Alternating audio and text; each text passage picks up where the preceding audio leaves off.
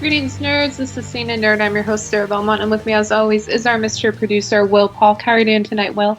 Doing very well, Sarah. How are you doing this Thursday evening? I'm doing fine. You just made me watch the Lord of the Rings trailer. Yeah. Well, I figured, we got Lord of the Rings dropping next week, and of course, we're going to be talking about House of the Dragon tonight. So, figured, see that, give you a chance to watch that last trailer. And plus, I know they're I guess dropping the first two episodes in the theater in select cities next, I guess, Monday night as well. Mm-hmm. Yeah. But there's like not a single theater here in North Carolina with that particular chain. So I'm sort of like, okay, well, I guess I'll just be like the rest of everyone, and we'll just see it when it drops. I'm so next sorry Friday. you have to be like us commoners, Will. Yeah, well, just about you and me and everybody else who is not lucky enough to be in that place where it's showing. But yeah, but if you are in one of those places that is lucky enough to have it as on the big screen for the first two episodes, I'd love to hear what you think about it. Yeah, please send your spoilers to Will, and don't send me spoilers, even though I just watched that trailer. I have no idea I have an idea of what's going on, but to me, it just felt like the longest speech ever that wouldn't end. And then they juxtapose that with a lot of like random shots throughout this series. So yeah. It was like a montage. It's a weird, I don't know. It's a very weird, in my opinion, it's a weird trailer idea because a lot of people know about the Lord of the Rings. I mean, those movies. Mm-hmm. But if you're trying to get new people to get on the hype train, I would maybe a little bit more explanation of the story of what the root of it. I don't know. It was just it's a interesting thing. But it's a trailer too, so I don't know. Yeah, I agree. I think back to the one that they had right before Comic-Con. Uh-huh. And I thought, we both really, really enjoyed that one because it really did lay out exactly what was the purpose and what the scope of this new series, being as a prequel, and all these various people of Middle Earth and I guess Second Age was really fighting to, I guess the formation of all the various rings, and this one, like you said, it's just like a montage before we recorded. It felt like a montage of just various clips, just kind of randomly put together. And at the end, it's like Galadriel is saying, I can't fight no more, or something, and it's like, okay, well, we know Galadriel's in there, and we see all the elves and all the various. I think it establishes like all the people of Middle Earth, but as far as the story, it's just, other than just being very visually stunning, and you won't be having many quibbles about the CGI. It didn't really glean too much about what the story's about. Yeah, I had a little quibble about the CGI. I like that. I mean, I thought it was. I know the price tag on this thing. Really?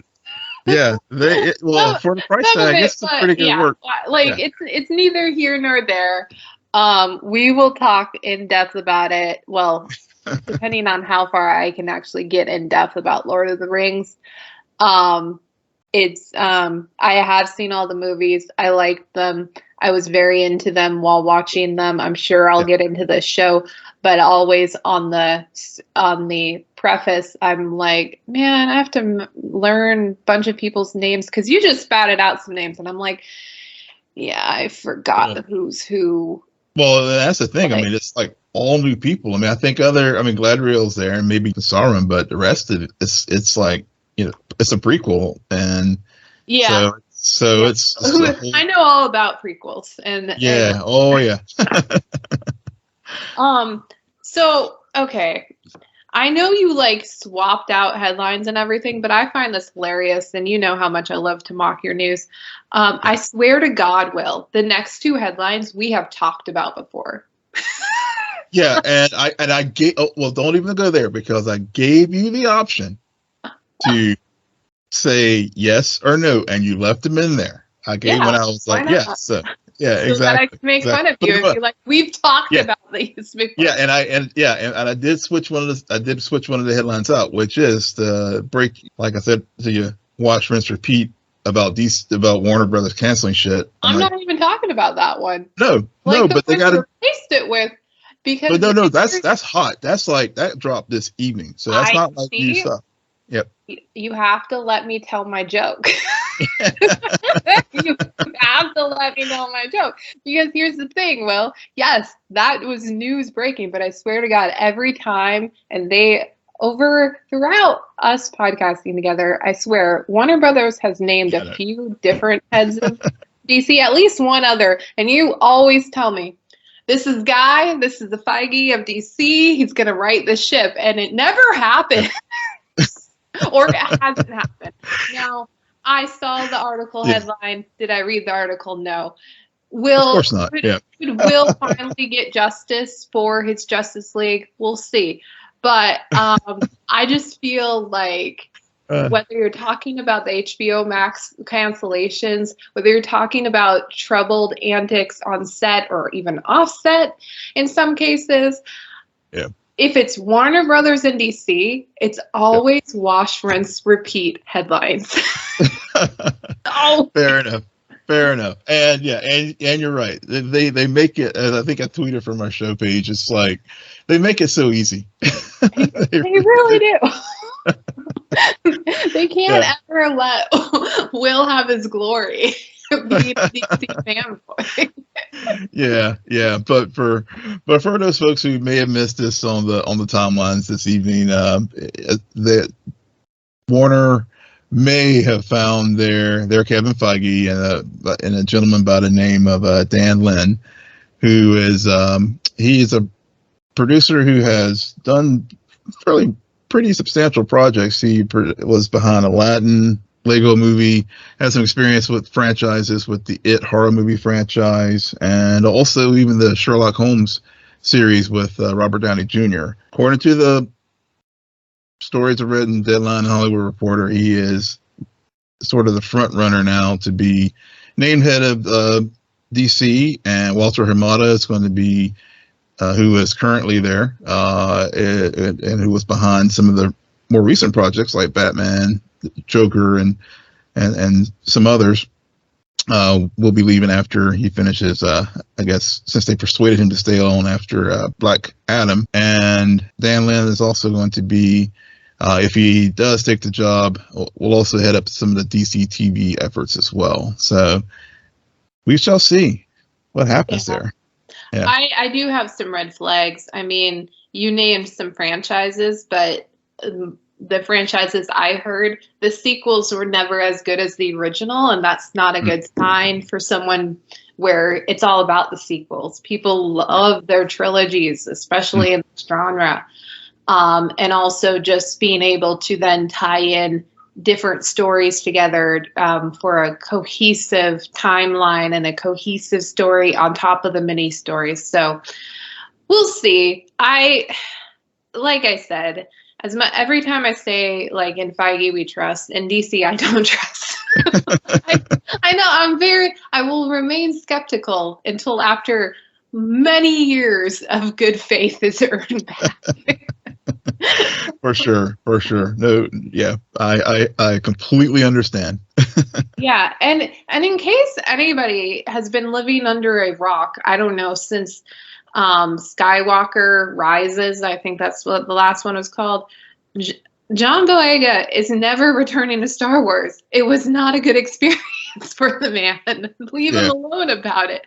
I mean, he may come back down the road. He may pull a Harrison Ford, but he's made it pretty clear in a lot of instances over the past few years, he's not. And I know, like, I think he's promoting some movies right now. And so this question, of course, comes up. So again, wash, rinse, repeat headlines.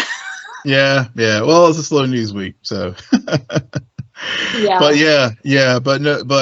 one thing, he was on the John Fugelsang's podcast, and and you're right, he is promoting some things, and And of course, and I think if it came, I guess it came up because I know Oscar Isaac, the question was presented to him recently about whether or not he would come back to the franchise, and I think Daisy Ridley too. And so, of course, Fugelsang having him in studio talking with them, asked him about it, and he's like, he's pretty much done. But he was like, he did say that he thinks Finn's story is okay to be continued in other mediums as far as, you know, comics and video games and stuff like that. But he's good, and he's you know, but Boyega is at a good place with it, and you know, but he also, what was interesting about, I watched a clip where get this in further context, and he was also talking about how the studio really did rise to the occasion to defend Moses Ingram this time around with all the shit that she got from fandom, or certain quarters of fandom, I should say, and how you know, how Ewan McGregor and the studio itself really stood up for her, and you know, and he was like, you know, sometimes even though he didn't get that level of defense from the studio, he was happy for that in her case she did, and he made the point that, you know, sometimes somebody has to sometimes have to go through the fire before other people, you know, can benefit from the wrongs that others suffered, but because of him speaking out and being very vocal about his experience, you know, led to a better response when this came up again, as far as people being you know, racist and, you know, bigoted and stuff whenever they were talking about her character. So yeah, it was, you know, did it chart new ground? No, but there were some new things that he did talk about, and and also a support system with Jamie Foxx and others to, you know, and he's just happy to do some more versatile things with his career and not look backwards. Yeah, they just need to figure out, like, find the guy who wrote the headline and get rid of him, because if you were to say, like, don't put that headline out there, if the article is about a lot of other things that are much more new information or much more important to actually talk about. Exactly. It's crazy. Yeah. Oh, man. Well, and that brings us to actually really why we're here. We're here to talk about two big shows this week. And I just saw a headline about Lord of the Rings and the $1 billion show that's going to determine the future of Amazon's streaming service. Well, I wonder what the views will be like, because this week with House of Dragon, 10 million viewers for a premiere episode of technically a new show. It is a prequel, but it's a bit removed from its predecessor. And I mean, even though Will didn't watch Game of Thrones, I gave my opinions about the finale of this series. It's a very controversial, especially that last season in particular. So to still have 10 million people tune in to watch the prequel, that's pretty insane. Yeah. Pretty insane. Yeah. And, I mean, they even broke the system for some. Oh yeah, it broke it for me. I was trying to 9 o'clock rolled around. I was like, all right, let me get, as you noted this, you know, I did not watch the original series, and so I was, as a newbie, I felt like you did with whenever, like when we were talking about Star Trek, and, you know, going into a universe that I was familiar with just because of, you know, obviously all the pop culture references and stuff, but never really, other than, you know, the times we talked about on the pod with other guests that we've had in the past and stuff, I never really, I didn't watch it. So I went to this like completely without any, I guess, scars from how the series ended. Right. But I loved it. I was like, I had the FOMO that I remember having years ago when I missed that pop culture moment, like, came back. But then on the other hand, I was just like, All right, I think I'm on the train this time because I feel if the series continues this like that first episode, then it's going to do what, like you said earlier in this evening, the sequels or prequels should build on the story and add to the legacy. And I think if the first episode continues like that as a newbie, and just seeing the social media reaction from fans who did have a bitter taste in their mouth from how the series ended, then this series is going to be a hit. Yeah. Oh, it's already a hit. We'll see what the sustainability of it will be. Yeah. It's very interesting because I did watch the trailers for this going in. I do feel like a lot of what we saw in the trailers had to do, or at least I think I didn't watch all the trailers. I think I watched the first one and I was like, I'm good, got it, done. Get it, got it, good, done. I don't want to do too much. I really don't.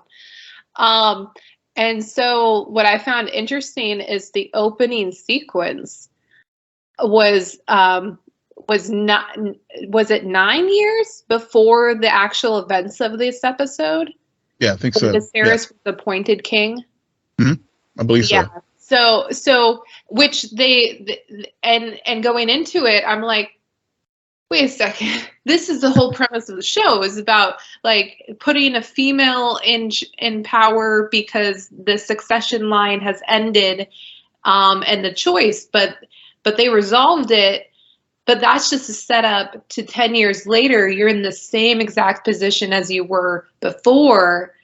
Maybe not the same exact, but very similar position. And you're seeing the events play out again, albeit a bit differently. A different decision was made at the end of this, which will set up the events for the rest of the season, because these the girl, Princess Rhaenyra, is only going to stay young for so long. yeah.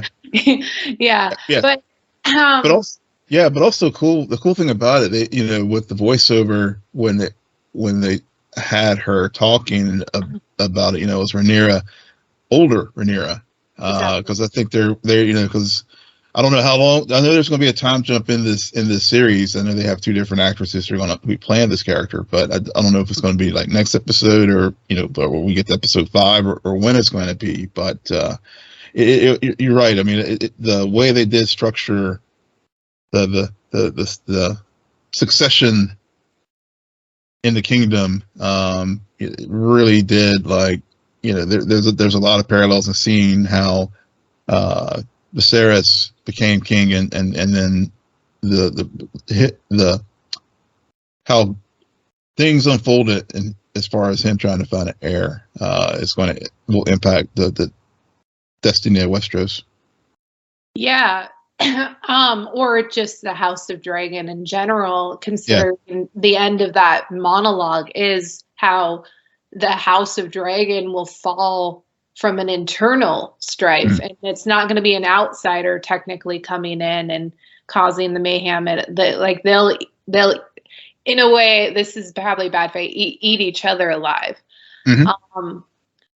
What I think is so interesting as someone who did watch the original series is coming back to this world and knowing that the reason why Game of Thrones did so well was not just because of the heroes, but the villains. They had some of the worst, and I say worst, but I really mean best villains out there. They had Homelander style villains, people who did cruel and horrible things.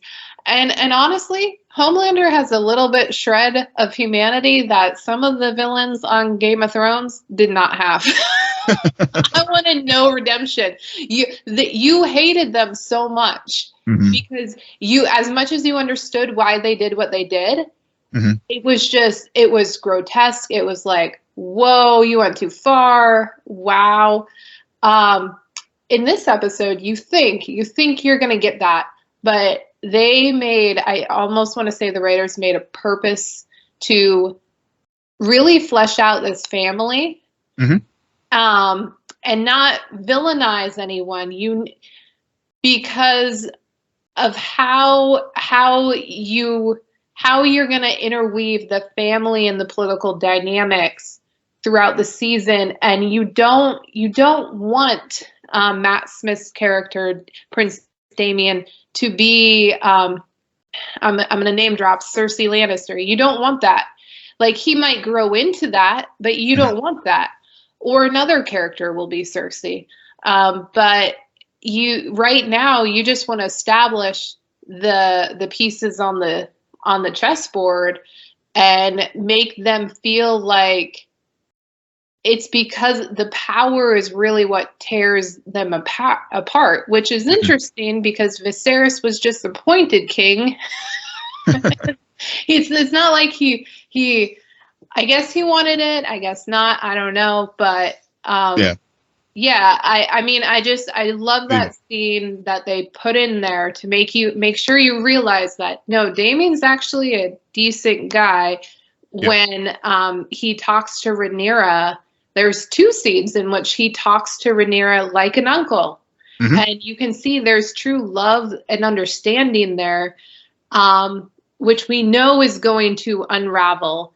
But I think that's going to make the conflict that much more interesting. Yeah, I completely agree. I think about where they, Viserys and the choice between him and his sister Rhaena, and he really is like the accidental king, because in many regards, in the sense that the old king had, I think, 10 children, and then I think all but the 3 of them, Viserys, Daemon, and Rhaena, I guess, were the ones who survived, and so he, and because of custom and everything, they didn't give it to, his sister was not in the line of succession, and he gets it, and then whenever, you look at things that happen in the story, like, for example, the wound he had on his back, and the cut on his hand, and what I've been able to gather, from listening to you and others people talk about the Stowe, and how the throne itself, if you're not worthy of being the throne, then it will prick you and cut you and things like that. So all those images and all those things happening in the story really, like, adds that depth to it. And then, like you said, I mean, Matt Smith's Daemon, he's not the mustache twirly villain that, like you said, that you're just going to instantly hate. I mean, I think that's what really drew me into the story watching it, was that, yes, he, as the prince of the guard, I think, as far as, being head of the constabulary who's charged with the defense of Westeros, and the brutal things that he did whenever he went into the town to be judge, jury, and executioner. But then you have those tender moments, like you said, as an uncle, and then also when the baby did pass away, and seeing the pain, since Viserys could not bring himself to call the dragon down to light the fire, right, and Daemon being there for Rhaenyra to, like, help, be that support system for her, and also, I think, in the throne, I guess it was in the throne room the first time we gave her the necklace. Yep. Yeah. So ancestry. Yeah. So I mean, it really, you're right. I mean, all the characters, and even like Otto Hightower, and let's talk about Otto Hightower, because to get back to what you're saying about Daemon, like, Daemon's painted to be the villain, but he doesn't even make the most mischievous move. Like, you got Hightower over here, and he's like pimping out his daughter at the end of the episode, and you're like, really, dude? Yeah. you just see an opening. I don't know how much time has passed since is this the next day? Is it that evening for all I know? And you're like, go put on a pretty dress and go comfort the king. Wow. Yeah. Wow. Yeah. Yeah. And he's like, and it gives, and I guess that's the thing, like, get back to Damon and you hear the speech that he has with his brother about, look, I just wanted to be your right hand man. Mm-hmm. And then Otto, when we first were introduced to Otto earlier in the episode, I mean, wasn't he responsible for like appointing Damon to be the sheriff of the town anyway? And right, because I think Hightower is the hand of the king, and that is probably where this rivalry between him and Damon came from, where he had to figure out a way, because the hand of the king is a very, it's like vice president. Right. Yeah. It's you like, if there really is no succession plan, you're that second most powerful person. Yeah. But so and I think Viserys originally probably wanted to keep it within the family, and then with some maneuvering, Hightower, because he's pretty good with words, he probably managed to get Damien out of the way, thinking, oh, I'm just going to put him here, like, as a general.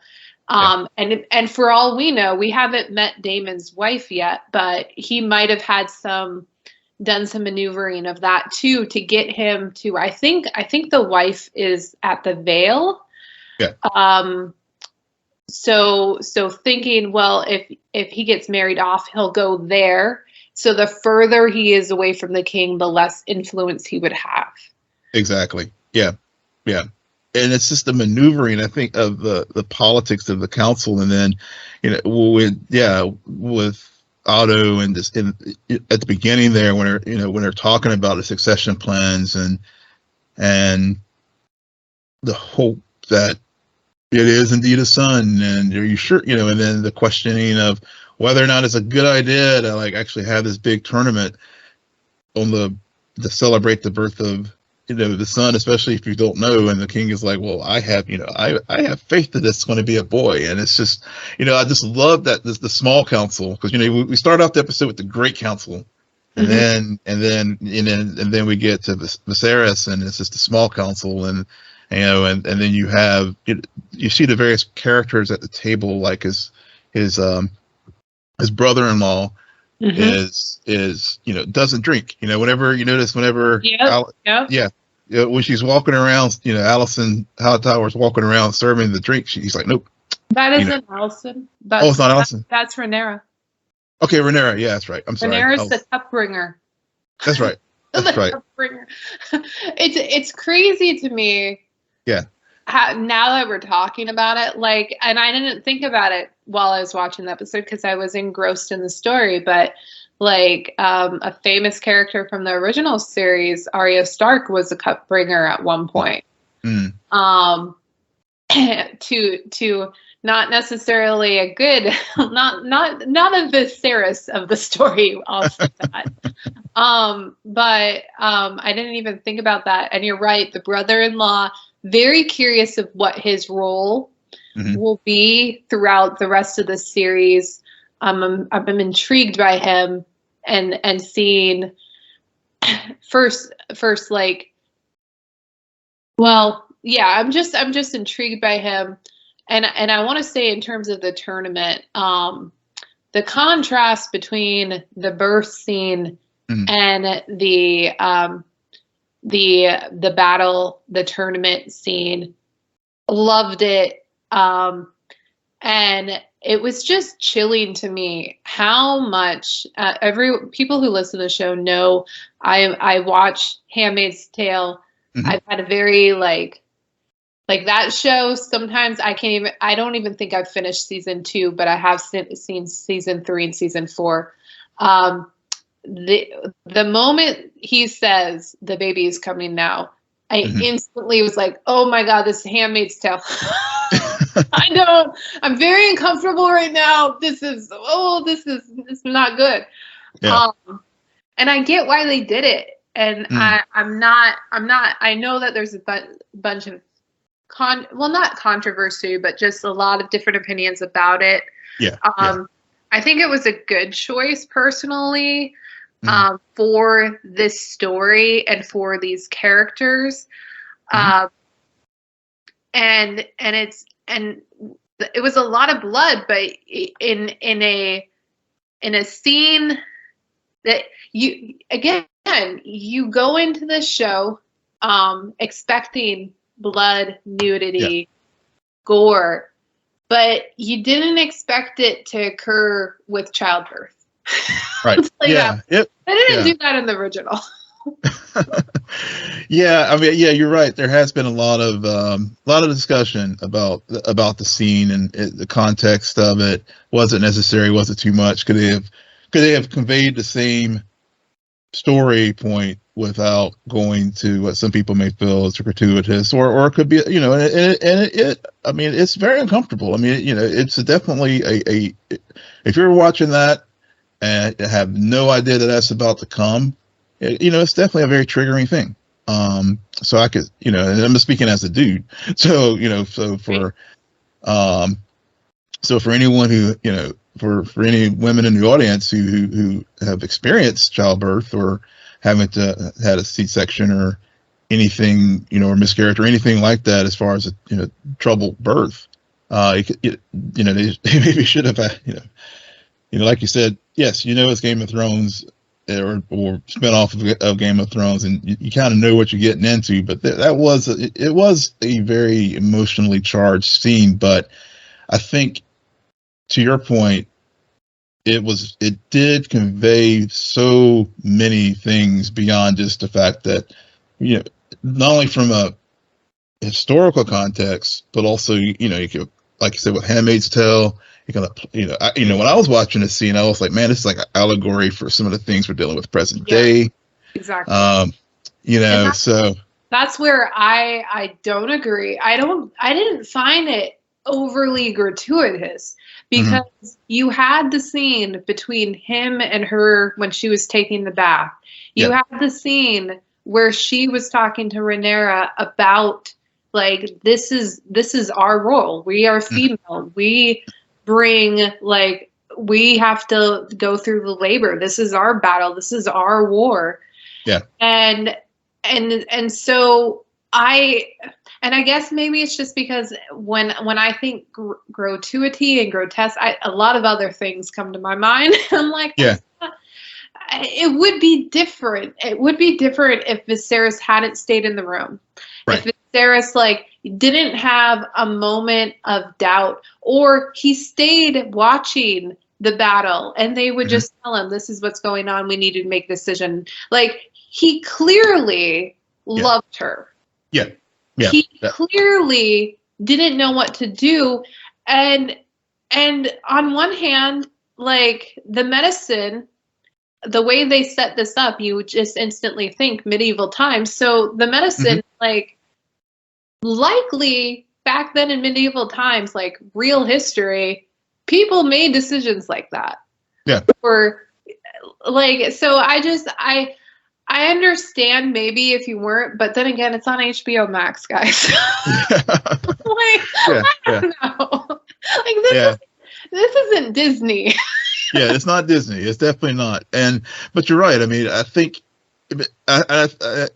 it makes you make really good points that it wasn't gratuitous in many sense, because if they had just dropped that scene without the, like you said, the bath scene and the and, you know, the clear love that he has for his wife, and he you know, she did not have any agency in this decision, because he did it. He made the choice, but it's a hard, you know, it's a hard choice that people do have to make, and so no, he didn't, you know,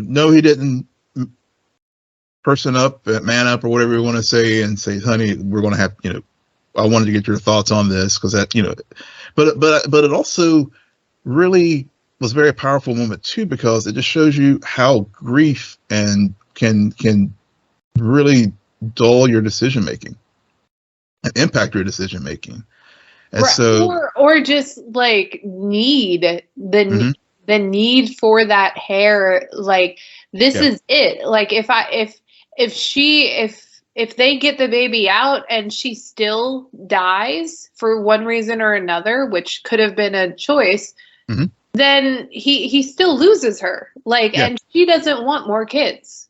Right. Like She's she made that clear. And somebody did point out, she even said in that scene, I can't see another kid die. So Yeah. what? Is he gonna say, yes, kill the baby, only for her to Right. wake up and see another dead kid? The kid, yeah. I mean, it was just, yeah. I mean, that the more I think of, we talk about it, and really, there's that was a very powerful moment, and why this show really, it wasn't a gratuitous thing, and Right. It was just very uncomfortable because the moment he says the baby's coming now and they pull her down, like they pull her down in that bed, you're like, I instantly went into Handmaid's Tale because there are some scenes in that show where it's so uncomfortable to watch, but you also, the writing of this show and that show is in a way where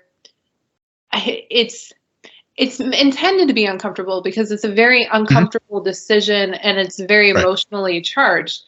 It would be weird if it wasn't. Yeah. If it didn't, I think there's just a difference between gore for the sake of gore and scenes like this where I'm not going to say it's tasteful, but it's designed in a way where you are knowingly making your viewers uncomfortable based on the circumstances of the scene. And yeah, I mean, I don't know what else is there to say about it, but other than hats off to the actors. Yeah, hats off to the actors for pulling that off, and also as far as getting it back in story. It really propels the things that happen after, right? To gives even more weight to the decision as far as, do I pick between my brother or between my daughter, as far as to be my successor, and then when you Oh, I was just gonna say, or even how this will impact Rhaenyra, who now finds herself, finally her dad is putting her on the pedestal and she's his heir that he's been looking for. But he killed her mom. Yeah. And her mom's dead. All of her brother's siblings are dead. So I wonder how this will impact their relationship. And their decision, or just overall how she views him and the throne itself. Especially because her mom lost her life because of this need to stay in power. As a male heir to stay in power. Yep. Yeah. Speaking about Rhaenyra, and then we can wrap this up because we do have to talk about She-Hulk. But I was so happy watching this show, hearing the name drops, the references, the subtle references.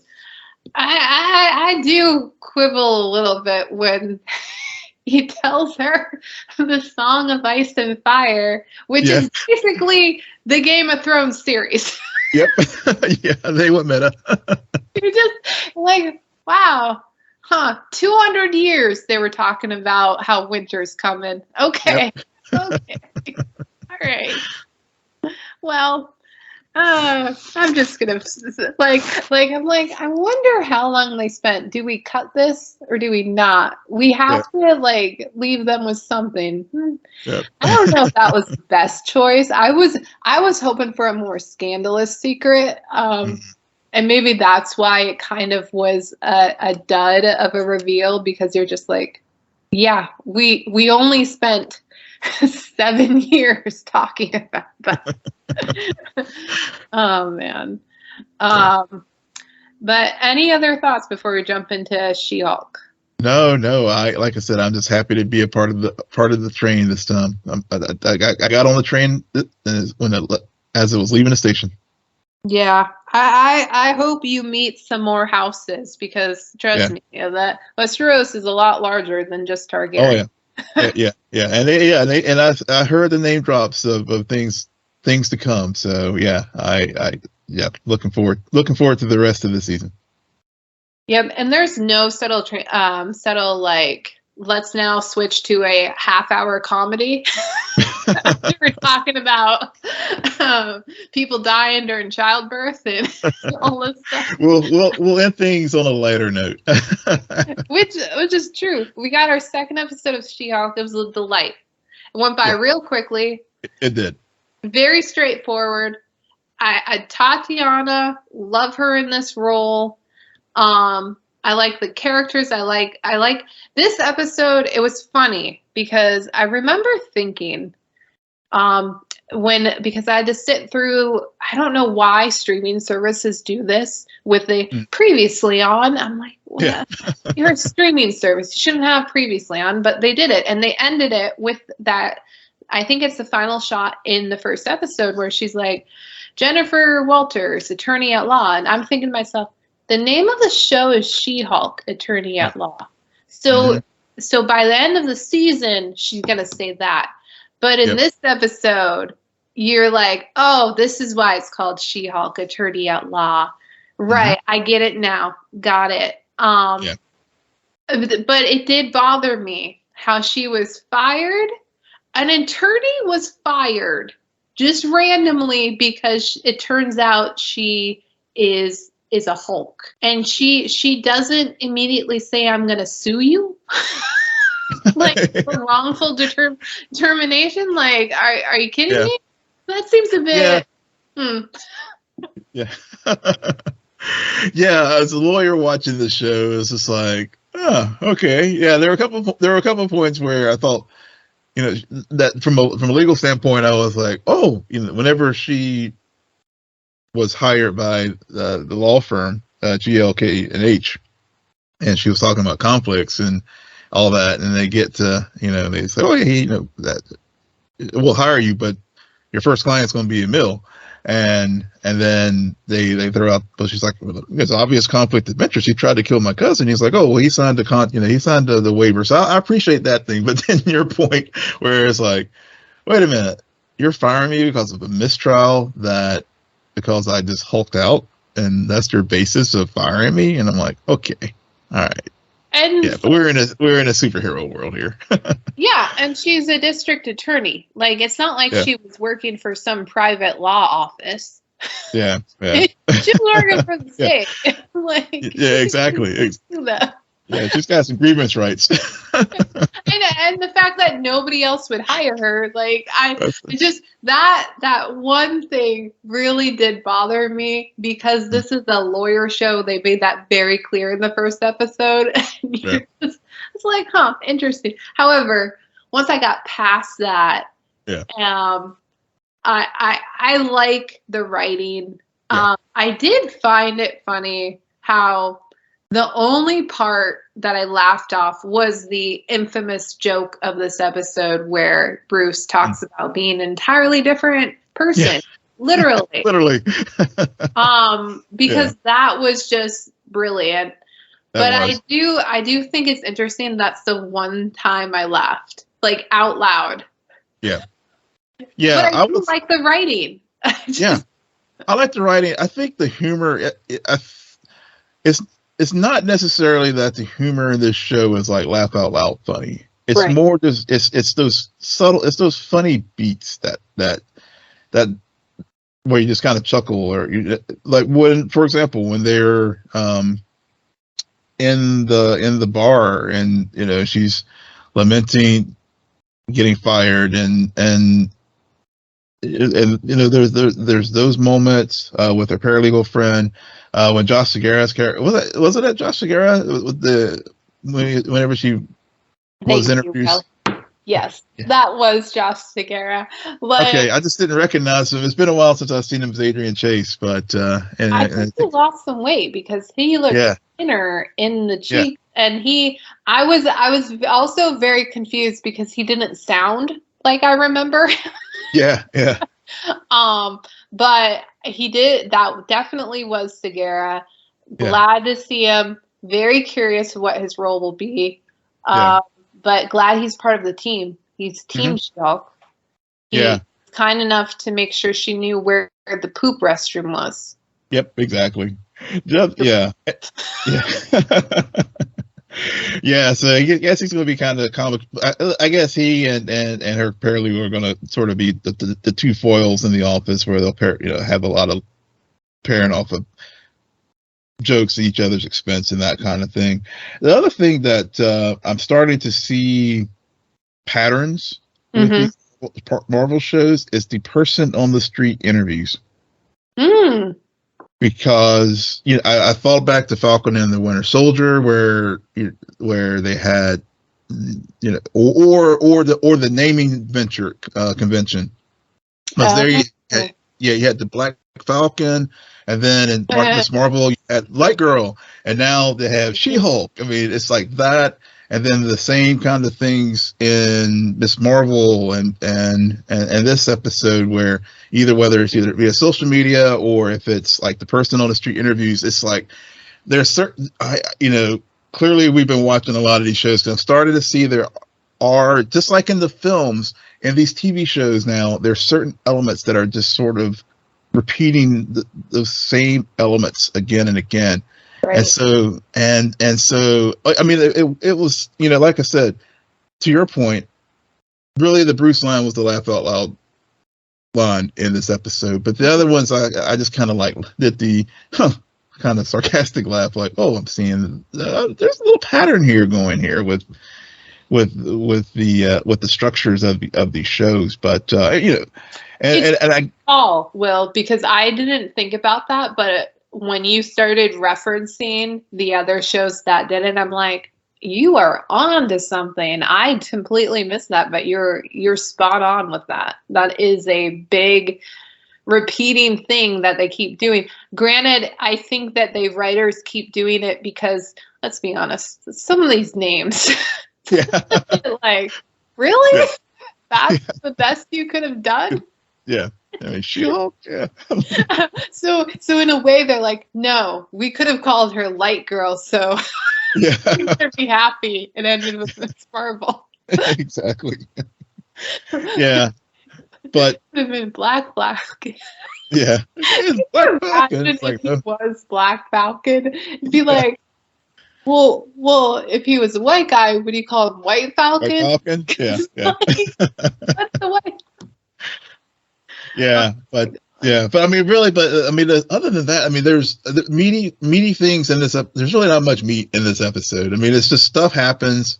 I mean, there are a lot of references, obviously the clear one, Shang-Chi with the Abomination, and of course the end of the episode where, like, oh, you got to turn on the TV, and we see the cage match from with Wong.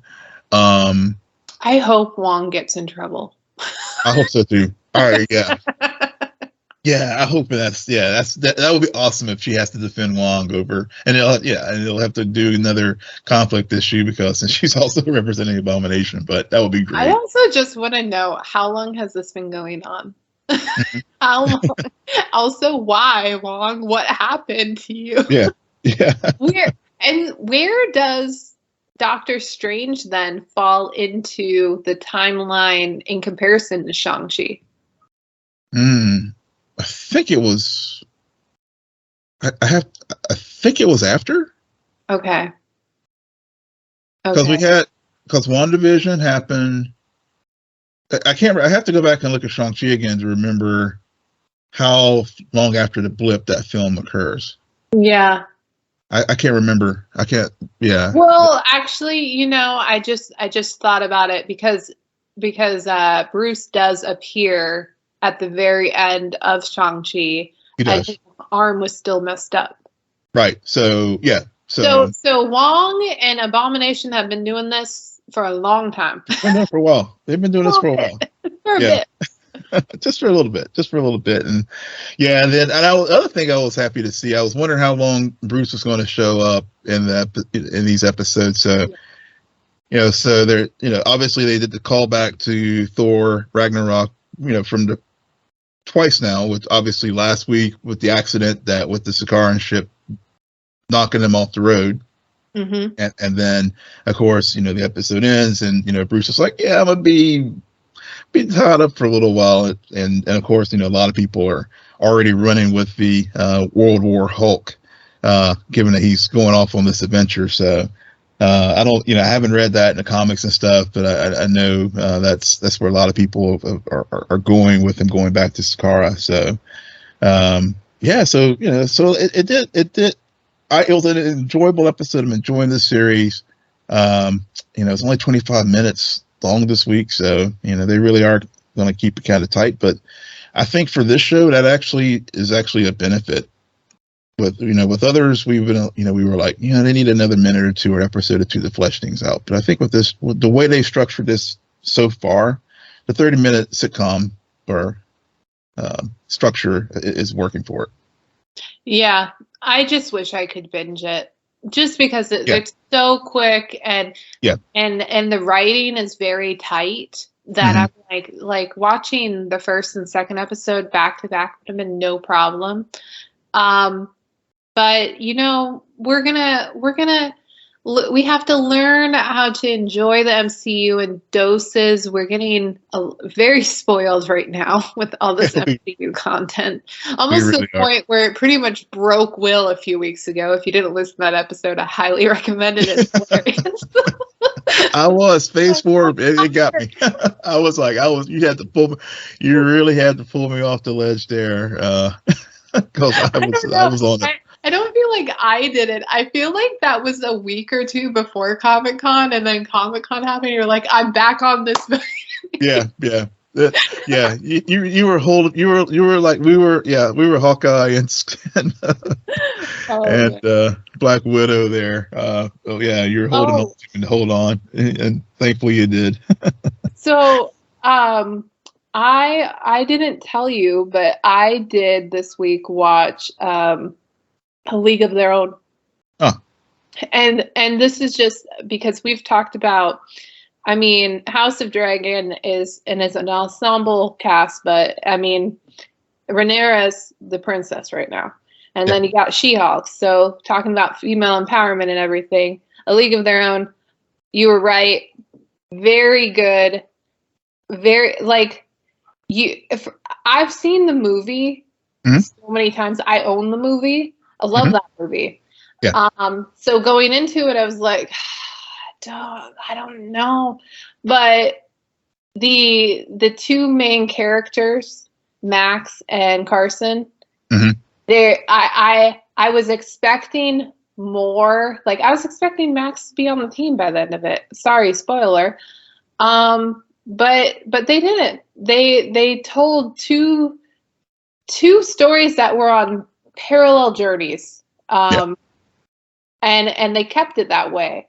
And it was interesting. The actress who plays Carson. Yeah. I found to be fat. She could have, not to take anything away from Tatiana, because I already said I love her in this role. She could have played Jennifer Walters. She could have, yes. She could have. She has this awkwardness about her that was it's very interesting. I was not expecting it. Yeah. But it grew on me, and yeah, I was very surprised by that show. The actress who plays Max's best friend, she's hilarious. Yeah. I want to see her in more things. Yes. But yeah, you were spot on. If listeners haven't checked out A League of Their Own, if you've seen the movie, if you haven't seen the movie, it's a really charming and endearing show. It really, really is. I'm so glad. Well, see, now you've heard from both of us. We strongly recommend it. Yeah. I hope they do a season 2. I hope so too. I really do. I really enjoyed that series, and I'm glad you checked it out. So, yeah, because I haven't watched those random episodes of Sandman, but yeah, I did. I finally got around to it this week, and I was like, yeah, they made the right call. Well, at least in my that off my list. Yeah, well, I mean, at least in my opinion, I know a lot of people are raving about it, but if you're gonna, I mean, they were okay, but if I hadn't watched them, I don't feel like I would. At least for me, as someone who hasn't read the books and stuff, I don't feel like I would have missed anything. But that's just me. Go and watch the first season of Sandman. We talked about it the other week, and I'm still lukewarm on it. Will loved it, but we also both highly recommend A League of Their Own. Yep. And hopefully you'll be back to listen to more thoughts on She-Hulk and the House of Dragon. And Will, why don't you tell our listeners where they can find you? Yes, you can find me at Will M. Polk on Twitter. WILLMPOLK. And you can find me. I was just reminiscing about last week. Yeah, I thought about that too. Oh man, you can find me on Twitter at SJ Belmont, SJBELMONT. Please follow our crew on Twitter at CNN Nerd. Friend us on Facebook. Follow us on Instagram, and visit our website www.cnnnerdpodcast.com. But most importantly, rate, follow, and comment on Apple Podcasts, Spotify, YouTube, Good Pods, or wherever you get your podcasts. Good night, geek out. You're welcome.